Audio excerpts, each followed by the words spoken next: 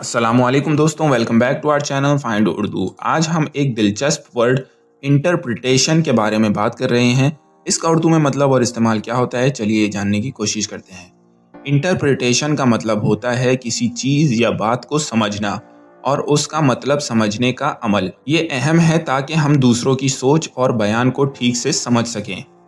For example, language interpreter لوگوں کے درمیان بھاشاؤں کی سمجھ اور تبادلات میں مدد کرتے ہیں۔ ان کا کام ہوتا ہے ایک زبان سے دوسری زبان میں ورڈز کو تبدیل کرنا۔ In a multicultural society, interpretation service play a vital role in ensuring effective communication among people who speak different languages.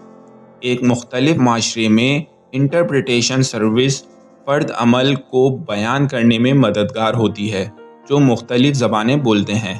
غلط فہمیوں سے بچنے کے لیے صحیح انٹرپریٹیشن سے مختلف کمیونٹیز میں اتحاد اور ہم آہنگی کو بڑھاوا دیا جا سکتا ہے۔